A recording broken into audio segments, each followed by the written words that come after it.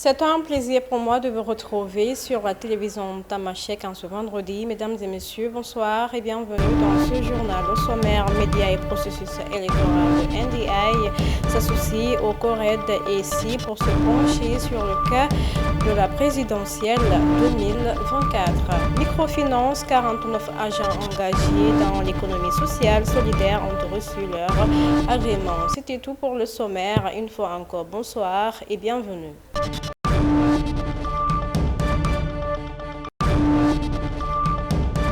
Comme je le disais dans les titres, un atelier sur le rôle des médias dans le processus électoral, notamment l'élection présidentielle de 24 mars dernier au Sénégal, s'est tenu ce jeudi à la Maison de la Presse.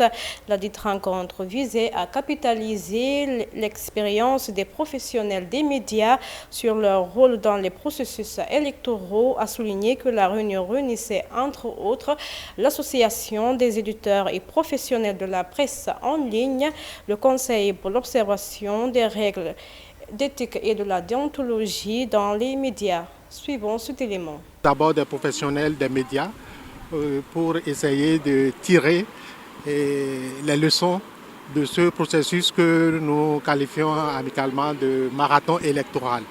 Depuis les élections territoriales, aux élections législatives et à l'élection présidentielle, qui s'est bien achevé le 24 mars dernier. Donc la presse, notamment les professionnels des médias, ont joué un rôle déterminant dans le cadre de ce processus électoral qui a connu un bon atterrissage. Il serait important donc de voir les forces et les faiblesses, les éléments importants qu'on peut modéliser parce que c'est une expérience unique.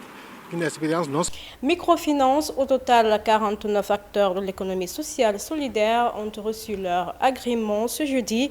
Demande du ministre Alioune John à Diamniadio. Selon le ministre, l'obtention de ce document ouvre des postes à des multiples avantages, notamment l'accès aux institutions de financement et garantie, l'accès aux institutions en charge de la protection sociale et une mise en place des régimes fiscaux et économiques. Justice.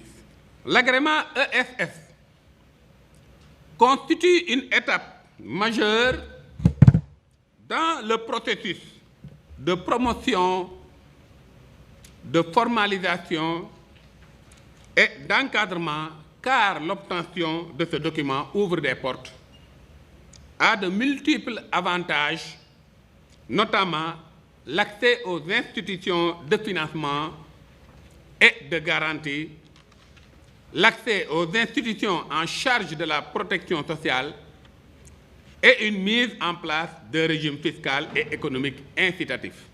Aujourd'hui, nous allons agréer 22 scopes, 22 entreprises sociales et 2 associations, soit 49 acteurs de l'économie sociale et solidaire.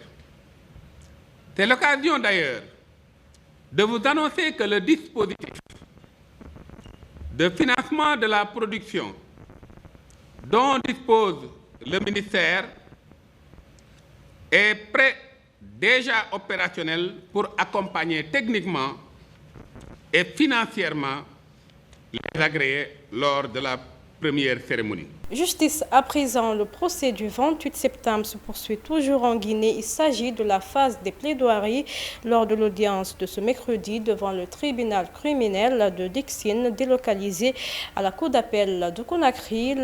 Le substitut du procureur Sidiki Camara a présenté des éléments de preuve accablants démontrant la répression sanglante des manifestants au stade de Conakry le 28 septembre 2009. Suivons cet élément. Quand vous allez vous retirer, je souhaiterais que vous pensiez à une femme dont le cas n'a pas été évoqué ici, mais vous permettrez que je parle un peu d'elle. C'est une femme que je vais nommer Oka. Elle a été victime de viol. Cette femme, Monsieur le Président, quand on a parlé de manifestation, elle était nourrice. Son enfant n'avait que 3 semaines. Elle a confié son enfant à sa voisine. l'enthousiasme, l'euphorie m'ont amené au stade. Arrivé au stade, cette femme a été enlevée par un militaire. Elle a été conduite, Monsieur le Président, dans un endroit où, jusqu'ici, elle ne peut pas reconnaître. Cette femme, Monsieur le Président, elle a été violée. Culture, pour finir, la styliste Oumoussi a présenté mercredi dernier sa nouvelle collection de vêtements au Grand National de Dakar. C'est sous des notes de Cora que les mannequins ont défilé tour à tour portant une collection de prêt-à-porter. Lors de son intervention, la styliste parle de la Cora. Selon elle, c'est une musique qui fait voyager et qui fait rêver. Qui berce, qui fait dormir, qui apaise. Alors j'ai parlé de la Cora. À ma connaissance, moi, ce que j'ai vécu pour la Cora et ce que Cora a fait pour moi et ce que j'ai ressenti dans la Cora, c'est ça que j'ai présenté. L'art et la lumière, cette idée m'est venue quand je suis sortie de prison en fait. C'est en 2001. Dans la prison, je voulais faire l'art et la prison. Après, je me suis dit, non, l'art n'est pas la prison, l'art est une liberté, c'est une joie, c'est l'apaisement, c'est le plaisir, c'est un savoir-faire. On ne peut pas le lier à la prison parce qu'on n'est pas des prisonniers, nous les artistes. Dès qu'on ferme aux artistes, on voit que l'endroit est bracadé d'hommes détenus, nous on prend la fuite, on n'aime pas ça. Nous on veut être libre, on reste libre, on est libre, on est des gens libres. Je voulais véhiculer que les gens doivent comprendre les artistes.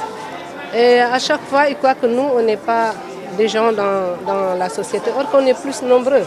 Parce que chacun est artiste dans ce qu'il fait. Et même les gens qui font la cuisine, qui font le stylisme culinaire, tu vois quelqu'un qui fait la cuisine longtemps, essaye de créer des plats, essaye d'inventer des choses pour faire plaisir à ses enfants et son entourage.